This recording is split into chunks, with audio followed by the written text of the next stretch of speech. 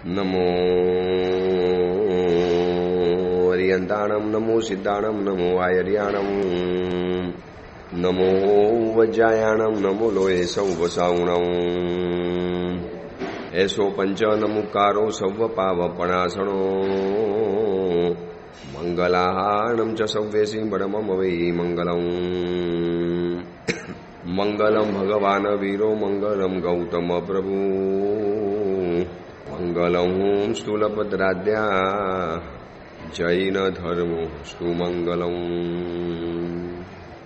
ચૈત્ર માસની શાશ્વતી ઓરીની દિવસોના આરાધનાના દિવસો ચાલી રહેલા છે. સિદ્ધચક્રજી ભગવંતની સાધનાના અનુપમ દિવસો, પંચ પરમેષ્ઠી ભગવંતની સાધનાના ઉત્તમ દિવસો, ત્રણ જગત ઉપર વિજયને પ્રાપ્ત કરાવી આપનારું સિદ્ધચક્રજી ભગવંત, એમની આરાધનાના ઉત્તમ દિવસોમાં આગળ વધતા વધતા આજે આપણે છઠ્ઠા પદની અંદરમાં સમ્યક દર્શન પદની અંદરમાં આવીને ઉભેલા છે. શાશ્વતી આ ઓરી છે, એની આરાધનાનું પુણ્ય પણ આપણને શાશ્વતું બની શકે છે. એટલા માટે પદ્મ વિજયજી મહારાજાએ સિદ્ધચક્રજી ભગવંતના સ્તવનની અંદરમાં લખ્યું છે, વિમલેશ્વર સાનિધ્ય કરે તેને ઉત્તમ જે આરાધે. આ ઉત્તમ આરાધે એટલે ઉત્તમ રીતે જે આ પર્વની આરાધના કરશે, સિદ્ધચક્રજી ભગવંતની આરાધના જે ઉત્તમ રીતે કરશે, ઉત્તમનો મતલબ છે વિધિ, અહોભાવ અને ચુસ્ત ક્રિયાપૂર્વક હૃદયના આનંદની સાથે આ નવપતજી ભગવંતની જે આરાધના કરે છે એને વિમલેશ્વર દેવ પણ સાનિધ્ય કરવા તૈયાર છે. સિદ્ધચક્રજી ભગવંતના અધિષ્ઠાયક દેવ છે વિમલેશ્વર યક્ષ અને ચક્કેશ્વરી દેવી, જે શિપાલ અને મૈણાને હાજરા હજુર હતા. શિપાલ અને મૈણાને હર આપત્તિમાં, હર મુશ્કેલીમાં જેમને એક સહાયક બનીને ઊભા રહેલા હતા. એવા સિદ્ધચક્રજી ભગવંતની આરાધનાના દિવસોની અંદરમાં દેવ તત્વની આરાધના પરિપૂર્ણ થઈ. ગઈકાલે સાધુપદની આરાધના કરી એટલે એની સાથે ગુરુ તત્વની પણ આરાધના પરિપૂર્ણ થઈ. હવે આજથી આરાધના શરૂ થાય છે ધર્મ તત્વની. દેવ, ગુરુ અને ધર્મ આ ત્રણેય જણાનો શુભક સંયોગ આ સિદ્ધચક્રજી ભગવંતની અંદરમાં જોવા માટે મળે છે. તો દેવ તત્વ આરાધ્ય છે. આપણે આરાધના કોની કરવાની? તો કે દેવ તત્વની કરવાની. ગુરુ તત્વ ઉપાસ્ય છે. જે રીતે તીર્થંકર પરમાત્માની આરાધના કરીએ છીએ ને, એવી રીતે ગુરુ તત્વની આરાધના ન હોય. એટલે કેટલીક જગ્યાની અંદરમાં અરિહન પરમાત્માની જેમ ગુરુનું પણ નવાંગી પૂજન થતું હોય છે, અને કોક જગ્યાએ એનો વિરોધનો સામનો એટલા માટે કરવો પડે છે. જે કરે છે સાચું ખોટું એ વિવાદમાં કે વિખવાદમાં આપણે નથી પડવું, પરંતુ આ નવપદની આરાધનાની અંદરમાં જે બતાવ્યું છે કે દેવ તત્વ આરાધ્ય છે અને ગુરુ તત્વ ઉપાસ્ય છે. તો આરાધ્ય અને ઉપાસ્યમાં ફરક શું પડે? તો કે જેની એકદમ નિકટની અંદરમાં જઈ, જેના બરોબર બાજુની અંદરમાં ઊભા રહી તમે ડાયરેક્ટ એમના શરીરને ટચ થાય એવી રીતે પક્ષાલ પૂજા, નવાંગી પૂજા આ બધું કરી શકો છો. આ એમની આરાધના છે. તો અરિયંતોની આરાધના હોય, ગુરુની ખાલી ઉપાસના હોય. દૂર રહી તમે ગુરુ ઉપર સદભાવ પેદા કરી શકો, ગુરુ માટે તમે બહુમાન ભાવ પેદા કરી શકો. જે પણ સમુદાયના ગચ્છ પક્ષના મહાત્મા હોય, તમે એમને ગુરુ તરીકે સ્વીકાર્યા હોય તો તમે એમની ઉપાસના કરી શકો છો. અને જૂના સમયની અંદરમાં તો આ ગુરુ પૂજનના પણ રિવાજ નહોતા. નવાંગીની વાત નથી કરતો, એકાંગી જે અંગૂઠાનું જે પૂજન થાય છે એના પણ રિવાજ હતા નહીં. એક વચમાં યતિઓનો સમય આવ્યો અને યતિના સમયની અંદરમાં આ એક સિસ્ટમ અને પ્રથા શરૂ થઈ ગઈ. તો કદાચ એને ચાલુ રાખવાની અંદરમાં આવે છે. પણ આજે એવા કેટલાય મહાત્માઓ છે કે જે પોતાના ચરણની અંગૂઠાની પૂજા નથી કરાવતા, ના પાડી દે છે. ભાઈ આ ગુરુ પાદુકા મૂકી છે, આ ગુરુ ભગવતનો ફોટો મૂક્યો છે, આ પરમાત્માની પાદુકા મૂકી છે, તમે એમનું પૂજન કરી લો, અમારા પગની પૂજા કરવાની કોઈ જરૂરિયાત નથી. તો દેવ તત્વ આરાધ્ય છે, ગુરુ તત્વ ઉપાસ્ય છે. હવે આજથી જે ધર્મ તત્વ શરૂ થાય છે એ વિશ્વાસ્ય છે. એની ઉપર આપણે વિશ્વાસ મૂકી શકાય. મારે વિશ્વાસ મૂકવો તો કોની ઉપર મૂકવાનો? ધર્મ ઉપર. મારો ધર્મ છે, બધું સારું થશે. મારા જીવનમાં આપત્તિ આવી છે, બધું સારું થશે. અત્યારે આ સુરતની અંદરમાં હું આવ્યો છું. આવ્યાને લગભગ હજી 12-15 દિવસ થયા, હજી માર થશે.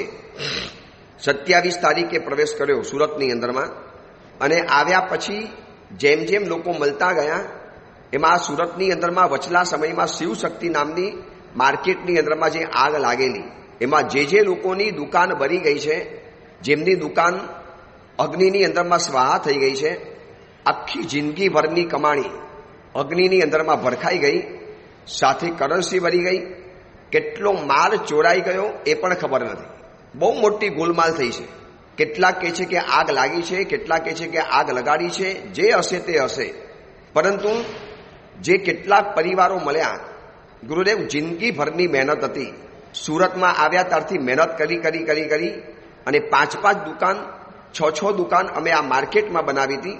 એક પછી એક દુકાન લેતા ગયા, બિઝનેસ વધતો ગયો. આજે બધી જ દુકાનો સાફ થઈ ગઈ. નવી દુકાન ભાડાની લેવી પડી, ડબલ ભાડાની અંદરમાં. પછી એમને હું પૂછું કે કોઈ તકલીફ, કોઈ જરૂરિયાત અથવા તો આશ્વાસન આપીએ, ત્યારે મોટા ભાગના લોકોએ એક જ કીધું કે સાહેબ વિશ્વાસ છે, દેવગુરુ બેઠા છે ને સાહેબ, ધર્મ કરીએ છીએ, બધું સારું થઈ જશે. આપ આશીર્વાદ આપો કે જીવનમાં બધું સારું રહે અને અમારી શ્રદ્ધા ક્યારેય તૂટે નહીં. આ ધર્મ તત્વ ઉપરનો વિશ્વાસ છે. ધર્મ તત્વ વિશ્વાસ્ય છે. એના ભરોસે તો આ લોકો આંબીલ કરતા હોય છે, એના ભરોસે તો લોકો ચડાવવા લેતા હોય છે, એના ભરોસે તો લોકો નાની ઉંમરમાં સંયમ જીવનનો સ્વીકાર કરી લેતા હોય છે, અને એના ભરોસે લોકો કરોડો રૂપિયા કુરબાન કરી દેતા હોય છે. તો ફરી વખત દેવ તત્વ આરાધ્ય છે, ગુરુ તત્વ ઉપાસ્ય છે, અને ધર્મ તત્વ વિશ્વાસ્ય છે. આજથી આપણે ધર્મ તત્વની આરાધનામાં પ્રવેશ કરીશું. પંચ પરમેષ્ઠી ભગવંતની આરાધના પરિપૂર્ણ થઈ. પૂજ્ય પન્યાશ્રી ભદ્રંકર વિજયમાં સાહેબ કહેતા હતા, 5 તત્વ, શરૂઆતના 5 તત્વ અને પછીના જે 4 તત્વ, એમાં ફરક છે. શરૂઆતના 5 તત્વ એ તીર્થ છે, અને પછીના 4 તત્વો, પછીના 4 પદ એ તત્વપદ છે. શરૂઆતના 4 પદ એ તીર્થપદ છે.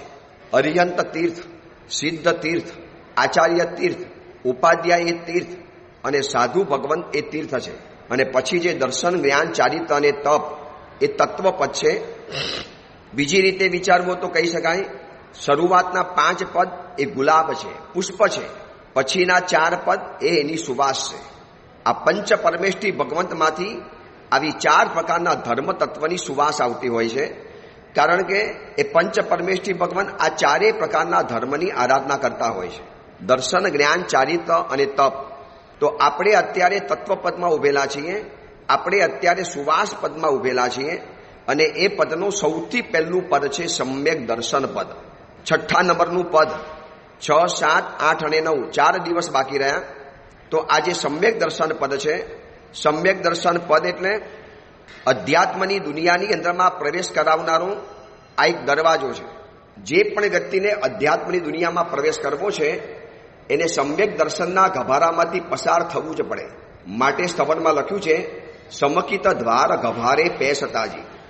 આ સમકિત એ ગભારો છે, અને સમ્યક દર્શન નામના દરવાજામાંથી અંદર પસાર થઈ અને પછી તમને જીન શાસનના તત્વો, એની મહેલો, એની મહાલતો, એના મહાલયો આ બધું જોવા માટે મળે છે. તો અધ્યાત્મની દુનિયાનો આ દરવાજો, સમ્યક દર્શન પામ્યા પછી જ અધ્યાત્મની દુનિયા આપણી વેલિડ ગણાય. ત્યાં સુધી સંસારના ભવો ગણતરીમાં ગણાતા નથી. દરેક તીર્થંકર પરમાત્માના ખાલી 3 ભવ નથી, કોઈના ખાલી 27 ભવ નથી. એવા તો અનંતા ભવો છે એમના.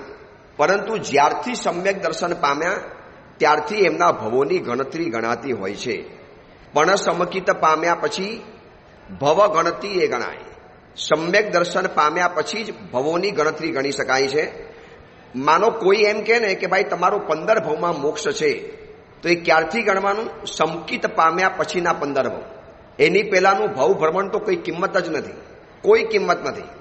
ટોળાની અંદરમાં લોકો 4 કલાક ઉભા રહે એ કોઈ કામના નથી. લાઈનની અંદરમાં તમે કલાક ઉભા રહો તો તમને દુકાનની અંદરમાં એન્ટ્રી મળી જાય છે. એવી રીતે આ સમ્યક દર્શન બહુ પ્રભાવી પદ છે. એની એક ક્ષણ માત્રની હાજરી અર્ધ પૂતગલ પરાવર સંસાર ખતમ કરી આપે છે. એટલું મોટું જાજલ્યમાન આ સમ્યક દર્શન પદ. મિથ્યાત્વ દૂર થાય, કેટલાક પ્રકારની પ્રોસેસ થાય, અપૂર્વકરણ થાય, અનિવૃત્તિકરણ થાય, નદી ગોલ પાષાણના ન્યાયથી આત્મા વિકાસ ક્રમની અંદરમાં આગળ વધતો જાય અને એક દિવસ કર્મોની ગ્રંથિને ભેદી નાખે. એટલી ભયંકર આ કર્મોની ગ્રંથિ છે કે જે કર્મની ગ્રંથિ સુધી આપણે આ સુધીમાં અનંત વાર આવી ચૂકેલા છીએ. આ ગાંઠ એટલી નિમિડ છે, આ ગાંઠ એટલી ભયંકર છે કે જેને તોડવી ભેદવી ખાવાના ખેલ નથી. પણ ભવસ્થિતિ એટલે એ ભવસ્થિતિની જે ગાંઠ છે, એ કર્મ વિવરની જે ગાંઠ છે, એ કર્મની જે ગાંઠ કહેવાય, કર્મ જેને ગ્રંથિ ભેદ કહેવાય શાસ્ત્રીય ભાષામાં. આ ગ્રંથિ ભેદ કર્યા પછી જ વ્યક્તિ સમ્યક દર્શનની પ્રોસેસની અંદરમાં આગળ વધે છે. એમને આટલો બધો પ્રભાવ બતાવ્યો છે કે સમ્યક્ત્વની હાજરીની અંદરમાં નરક ગતિ અને તિર્યંજ ગતિનું આયુષ્ય જ ન બંધાય. અરે વંદિતા સૂત્રમાં ત્યાં સુધી કહી દીધું, સંબંધિતથી જીવો.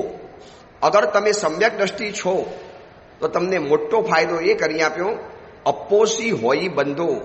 ગમે એટલા ભયંકર પાપ કરો પણ સમ્યક દર્શનની હાજરીની અંદરમાં તમને કર્મનો બંધ અલ્પ માત્રમાં થવાનો. જૈવી હું પાવમ સમાયરે કિંચી. જો એ બહુ પાપોનું આચરણ કરે, સંકિતી આત્મા યુદ્ધ કરે, મારામારી કરે, જીવોની કટલે આમ કરી નાખે, ભયંકર વિષયોના સેવનો કરી નાખે, વ્યભિચારો કરી નાખે, આ બધું જ કદાચ એક વખત કરી લે, પરંતુ એની અંદરમાં સમ્યક દર્શનનો દીવડો જો ઝરહરતો હોય તો અંદરમાંથી આંસુ પાડતો જાય, રડતો જાય, માથા પછાડતો જાય, આંખમાંથી ચોધાર આંસુની ધાર પાડતો જાય. કેમ મારાથી આવા પાપ થઈ જાય છે? કેમ હું આવું પાપ કરું છું? કેમ સાધુ જીવનમાં આવ્યા પછી પણ આવા વિષયોની સેવના કરું છું? કેમ આવા મનુષ્ય ભવને ન શોભે એવા કાર્યો કરું છું? સતત ને સતત એનું કોન્શિયસ બાઇટ થયા કરે. આ સમ્યક દર્શન છે, સતત રડતો જ હોય, પસ્તાવાથી કરતો હોય, ઝૂડતો હોય. આ બધા સમ્યક દર્શનના લક્ષણો રહેલા છે. અને એના કારણે સંકિતી આત્મા કદાચ ભયંકર કક્ષાના કર્મો કરી પણ લે. વંદિતા સૂત્રમાં લખ્યું છે, જૈવી હું પાવમ સમાયરે કિંચી. અગર જો એ પાપ કરતો હોય તો પણ એને અપોષી હોય બંધો. કેમ? જેણ ન દિંદન ધસમ કુણહી. એ અતિ ક્રૂર ભાવે પાપ નથી કરી શકતો. સંકિતી આત્મા પાપ કરશે પરંતુ મિથ્યાત્વીની જેમ રાચી માચીને નહીં. આ કરવા જેવું છે, આ કરાય, બધા જ કરે છે, હું એકલો થોડો કરું છું. રાત્રિ ભોજન કરતા કરતા જેની આંખમાં આંસુ છે તો માનવાનું કે સમ્યક દર્શન છે અને એનાથી એને પાપનો બંધ ઓછો થવાનો. એટલે વાત ઉલટી નહીં પકડવાની, માયા અને દંભની જેમ. બસ કરતા જવાનું, ખોટા આંસુ પાડતા જવાનું, લોકોની સામે ખોટે ખોટું કન્ફેસ કરતા જવાનું અને વળી પાછું રાત્રિ ભોજન કરતા જવાનું.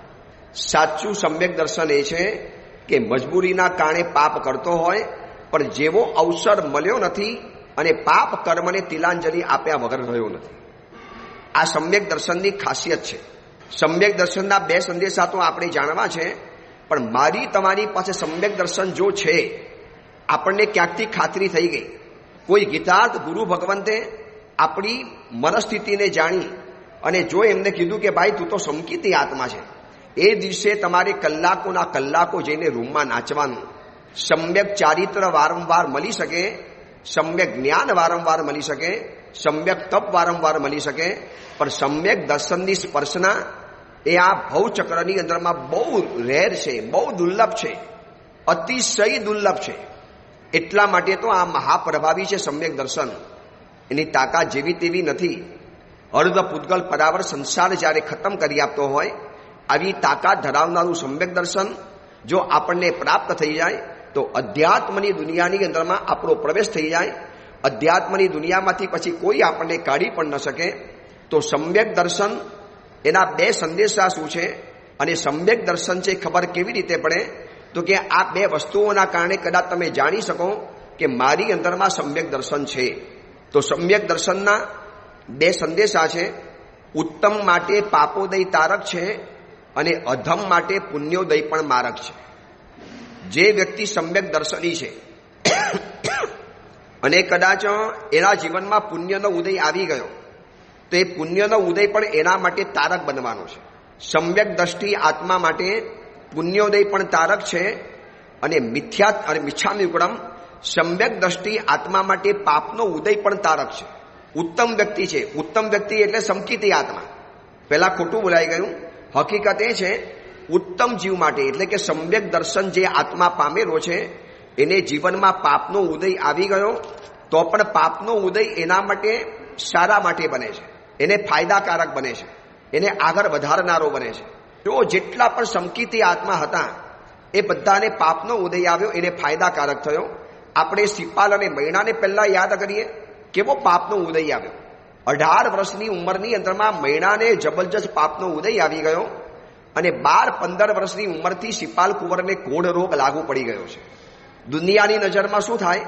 હાય હાય બચારા કેવા દુઃખી, કેવો પાપનો ઉદય આવી ગયો, કેવા પિતાજીએ કાઢી મૂકી, કેવી રોડ ઉપર રખડતી રાજકુમારી બની ગઈ, કેવા પહેરેલા કપડે પિતાજીએ બહાર કાઢી મૂકી. હવે એનું કોણ સાચવશે?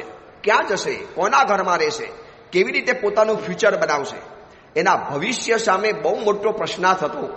પણ ઉત્તમ વ્યક્તિ માટે પાપોદય પણ તારક છે જો સમ્યક દર્શન અંદરમાં પડેલું છે તો. અને મૈણાનું સમ્યક દર્શન તો ઝરહરતું હતું, એમાં કોઈ પૂછવાની વાત નથી.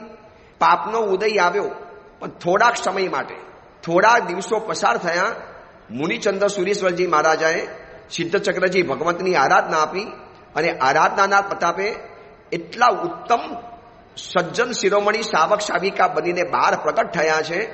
આજે 11,50,000 વર્ષ પછી પણ આપણે એમને યાદ કરીએ છીએ. વિચારજો શું તાકાત છે આ સમ્યક દર્શનની. તમે ઉત્તમ વ્યક્તિ છો એટલે કે તમે સમ્યક દ્રષ્ટિ આત્મા છો તો પાપનો ઉદય પણ તમારું કશું જ બગાડી શકતો નથી. ગળામાં કેન્સર આવ્યું, ફાયદો. શરીરમાં ભયંકર રોગ આવ્યો, ફાયદો. સનતકુમાર ચક્રવર્તીને શરીરમાં 16 મહારોગ પેદા થઈ ગયા, પણ ઉત્તમ આત્મા હતા તો પાપોદય એમને તારક સાબિત થયો અને એના જ કારણે સંયમ જીવનના માર્ગે આગળ વધ્યા અને આગળ નીકળતા જ ગયા. માનો આ 16 રોગ ઉદયમાં ન આવ્યા હોત અને સમ્યક દર્શન વગર જિંદગી જીવ્યા હોત તો જેમ ચક્રવર્તી મરીને હંમેશા નરકમાં જ જાય, આ ફિક્સ છે જો સંયમ જીવન ન સ્વીકારે તો. એના બદલે ઉત્તમ વ્યક્તિને પાપોદય આવ્યો તો એના માટે તારક સાબિત થયો છે. સિપાલ અને મૈણા, પછી સનતકુમાર ચક્રવર્તી. યાદ કરો ચંદનબાલા મહાસાધ્વીજી ભગવંતને 14 વર્ષની ઉંમર છે, માં ગુજરી ગઈ છે, પિતાજી યુદ્ધમાં હણાઈ ગયા છે, આ બાજુ શીલનો મોટો સવાલ છે.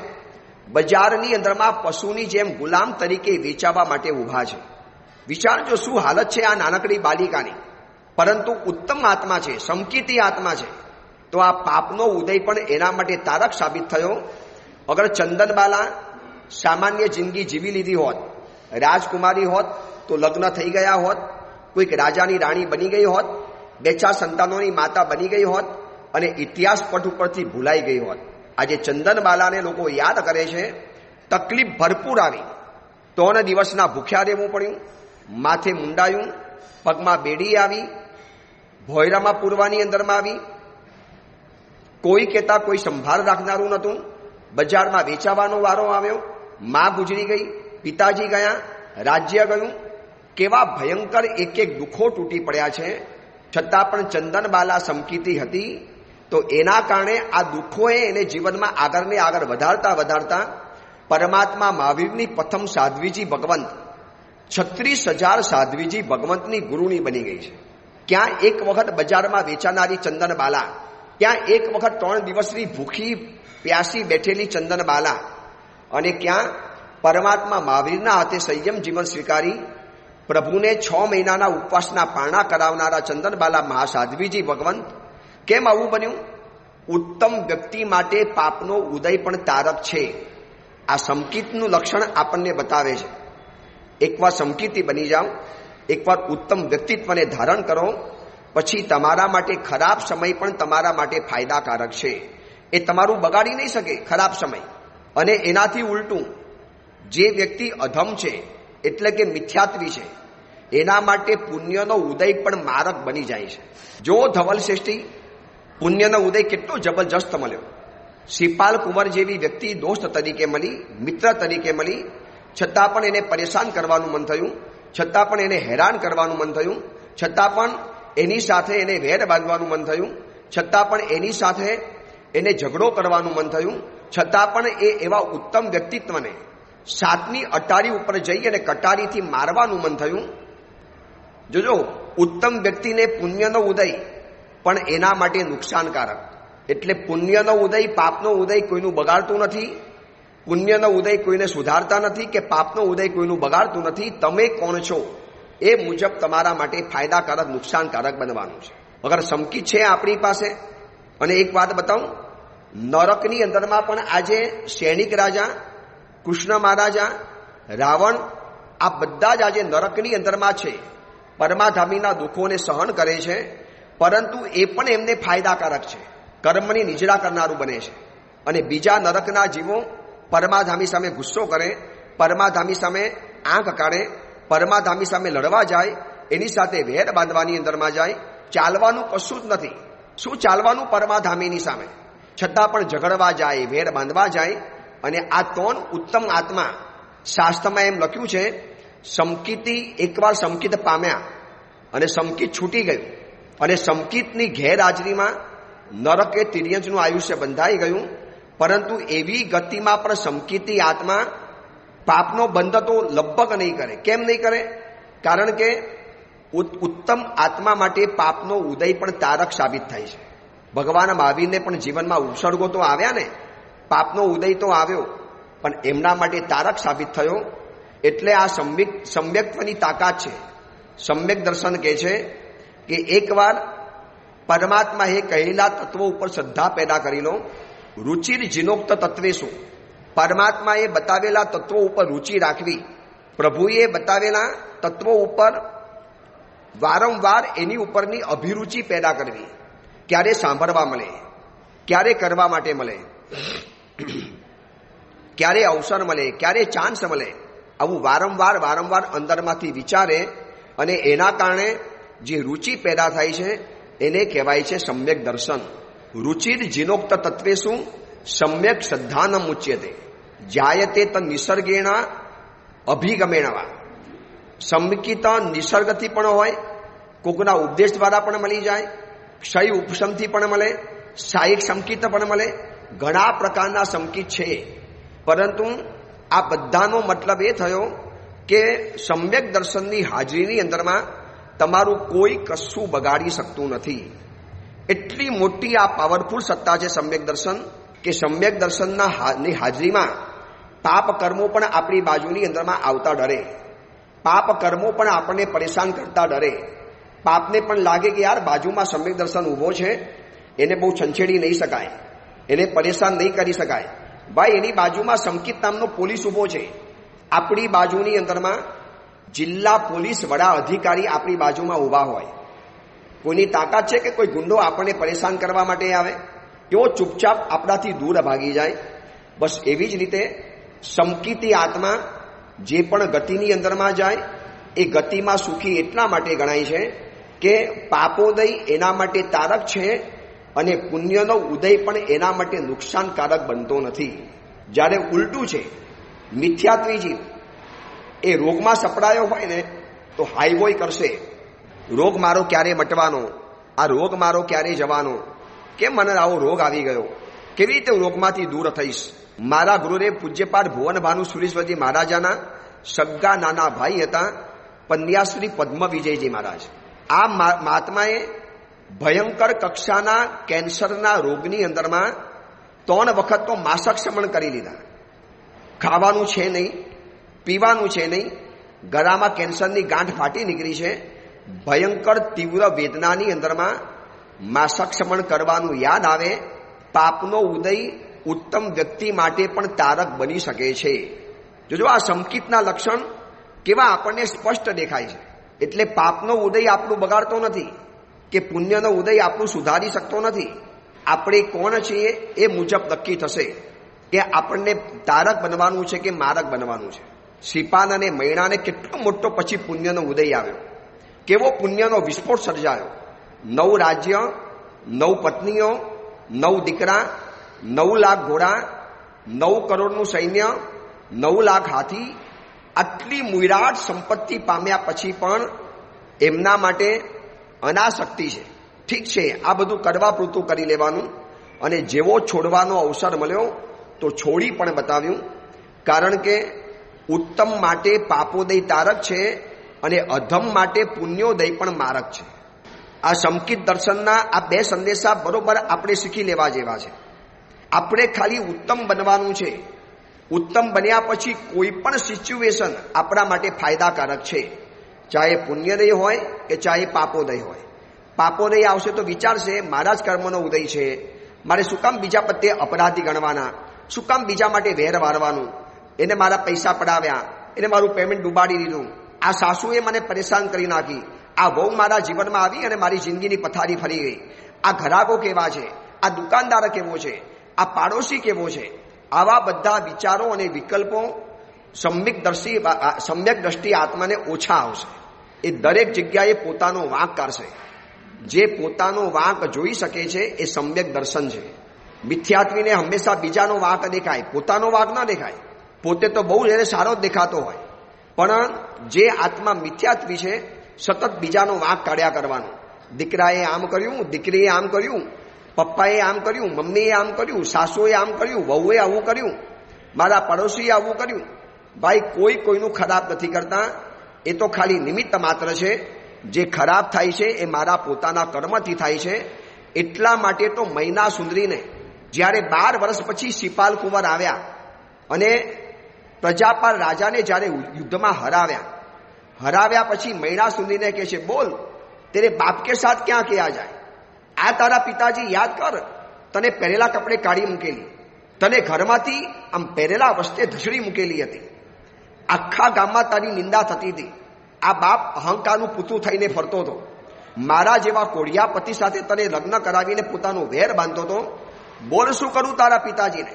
અને મૈણા કહે છે, કશું જ નથી કરવાનું. માનભેર પિતાજીને વિદાય આપો અને પિતાજીને છોડી દો. આ કોઈએ નથી બગાડ્યું. મૈણા કહે, સુનો તાતજી યા નહીં તુમ વાંક. શું મૈણા સુંદરીનું સમ્યક દર્શન છે? આપણે બોલી શકીએ? પાડોશનો વ્યક્તિ આપણા ઘરમાં નુકસાન કરીને ગયો અને છતાં પણ એ વ્યક્તિ ઉપર આ મનમાં દ્વેષ ભાવ ન થાય. પતિ કે પત્ની, સાસુ કે સસરા, ભાઈ કે ભાભી, મમ્મી કે પપ્પા, દીકરા કે દીકરી, આ બધા સંબંધના કોઈ પણ ફોર્મેટમાં કોઈએ આપણા જીવનને તહસ નહસ કરી નાખ્યું. આપણા જીવનની અંદરમાં આગ લગાડી લીધી. આપણા શાંત સુખી સરોવરના જીવનની અંદરમાં પથ્થર નાખીને કાંકરા પેદા કરી દીધા. અને એવા સમયમાં પણ શું આપણે આવો શબ્દ બોલીએ? મૈણા કહે, સુનો તાતજી યા નહીં તુમ વાંક. જીવ શયલ વશ કર્મણે કુણ રાજા કુણ રંગ. પિતાજી, આમાં તમારો કોઈ વાંક જ નથી. જે વાંક છે તો મારા પોતાનો કર્મનો છે. મારું કર્મ ઉલટું હતું માટે પિતાજી તમને આવું કરવાનું મન થયું. અને શિપાલ કુંવરને કહે છે, છોડી દો પિતાજીને. મૈણા, સબક શીખાડવાનો સમય છે આ તારા પિતાજીને. એની મૂછ નીચી કરી નાખ.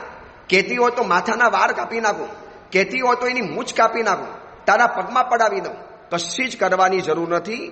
ઉલટાના પિતાજીના બંધન મૈણા સુંદરી જાતે ખોલે છે અને પિતાજીને કહે છે કે મૈણા કહે, સુનો તાતજી યા નહીં તુમ વાંક. જીવ શયલ અવશ કર્મને કુણ રાજા કુણ રંગ. પિતાજી, દરેક વ્યક્તિ પોતાના કર્મને પરાધીન છે. આમાં તમારો કોઈ ગુનો નથી. પિતાજી, તમે તો નિર્દોષ હતા. મારું જ કર્મ વાંકું હતું માટે મને જીવનમાં આવું થયું છે. શું ઉદારતા છે! શું મૈણા સુંદરીનું જીવન ચરિત્ર છે! શું સમ્યક દર્શન છે! ઉત્તમ માટે પાપોદય પણ તારક છે અને અધમ માટે પુણ્યોદય પણ મારક છે. આપણે પાપ અને પુણ્યના ઉદયને નથી જોવું. આપણે તો સમ્યક દર્શનવાળા બનવું છે.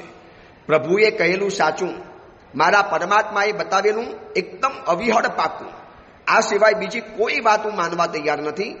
ભલે મને સમજાતી ન હોય, મારી બુદ્ધિમાં બેસતી ન હોય, મારી ખોપડીની અંદરમાં એ વાત ઘૂસતી ન હોય, ચાલશે. પણ મારા પ્રભુએ કીધું છે એ જ સાચું છે. એ સિવાય હું કશું જ માનવા તૈયાર નથી. તમેવમ સચ્ચમ નિશંકમ જમ જીણેહિમ પવેય. મારા પ્રભુએ કીધું, બસ વાત પૂરી થઈ ગઈ. મારા પ્રભુ કહીને ગયા છે, કોઈનો કોઈ વાંક કાઢવાનો નહીં, તમારા કર્મનો વાંક કાઢો. સંકિતી આત્મા સતત પોતાનો વાંક જોવે, પોતાને ગુનેગાર માને, પોતાને અપરાધી માને અને પોતાના બગડનારી વ્યક્તિને તો ઉપકારી માને. એ તો ભાઈ થકી ભલે રહો. અરે, એને તો મારા કર્મનો ક્ષય કરી આપ્યો, મારા કર્મના ક્ષયની અંદરમાં નિમિત્ત બન્યો, એનો તો ઉપકાર માનું છું કે આ વ્યક્તિ ન હોત તો મારા કર્મ ધોવાના કેવી રીતે હતા.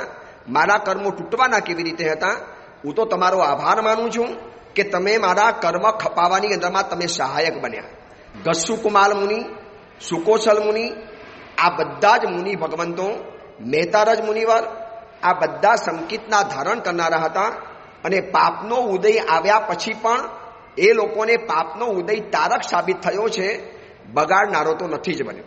હવે આપણે નક્કી કરવાનું છે, આ સમ્યક દર્શનની આરાધના કરતા કરતા કરતા સંકિતના 67 બોલ હોય છે. આજે 67 પ્રકારની આરાધના કરવાની. કાવસક, ખમાસના, સાથિયા, માલા, ઓમ રીમ નમો દંશણસ્સ, આનો જાપ કરતા કરતા કરતા મનની અંદરમાં એક જ વિચારણા કરવી છે કે બસ સમ્યક દર્શન મને એવું મળી જાય, પછી પાપનો ઉદય આવે તો પણ મારું બગડી નહીં શકે. વરના અત્યારના સમયમાં પાપનો ઉદય આવ્યો નથી અને શ્રદ્ધા ભંગ થઈ નથી. દેવ ગુરુ ઉપરની શ્રદ્ધા તૂટ્યા વગર રહેતી નથી. લો, મારા ભગવાને શું કર્યું? આટલી બધી પૂનમ ભરી, મને શું ફાયદો થયો? આટલી તપસ્યા કરી, મને શું મળ્યું? આટલા ચડાવવા બોલ્યો, મને શું ફાયદો થયો? સૈનિક રાજાનું સમ્યક દર્શન કેવું ઝરહરતું હતું કે જેલમાં બેઠા બેઠા પણ એમને પરમાત્મા મહાવીર ઉપર શ્રદ્ધા રોજ બરોજ વધતી જતી હતી. આ સમ્યક દર્શન મળવું કઠિન છે, મળ્યા પછી એના લાભનો કોઈ પાર નથી. તો આજે ઓમ રીમ નમો દંશણસ્સનો જાપ કરતા કરતા બધા સંકિતની આત્માઓને આપણે યાદ કરવા છે કે કેવા એ શ્રદ્ધાવાન જીવો છે જે પરમાત્માની આજ્ઞા ઉપર શંકા નથી કરતા. અને મારા જેવો ભણેલો ગણેલો એજ્યુકેટેડ, થોડી ઘણી મારી પાસે એજ્યુકેશનની વાતો આવી ગઈ, 2-4 ડિગ્રીઓ આવી ગઈ, રાત્રિ ભોજન કેમ ન કરાય, હવે તો લાઇટો આવી ગઈ, હવે આ બધા સાધુએ ચાલીને વિહાર કેમ કરવાના, હવે તો આટલા બધા વાહનો આવી ગયા, હવે આમ કેમ નહીં કરવાનું ને આમ કેમ નહીં કરવાનું. ભૈયા, મારી તમારી બુદ્ધિની ફૂટપટ્ટી બહુ નાની છે અને એની સામે વિરાટ એવા પરમાત્માની આજ્ઞાની ઊંચાઈને માપવાની મૂર્ખામી નહીં કરવી જોઈએ. આપણી બુદ્ધિની ફૂટપટ્ટી બહુ ટૂંકી છે. શું કામ આપણે એની સામે આપણે આવા બધા વિકલ્પોનો વિચાર કરવાનો? મારા પ્રભુએ કીધું છે એટલે સાચું, બસ વાત પૂરી, ધેટ્સ ઓલ. વાત પૂરી થઈ ગઈ, પછી આગળ કશું જ મારે વિચારવું નથી. આવું સમ્યક દર્શન ઝરહરતું આપણા જીવનની અંદરમાં આવે.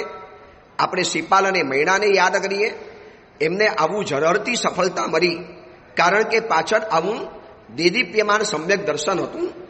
આકાશમાં હજાર હજાર સૂર્ય ઉગે, એની સામે સમ્યક દર્શનનો એક સૂરજ ઉગે અને આ બધા સૂરજ ફીકા પડી જાય, એટલું પાવરફુલ આ સમ્યક દર્શન છે. આપણે વારંવાર વિનંતી કરીએ, ઓમ રીમ નમો દંશણસ્સનો જાપ કરીએ.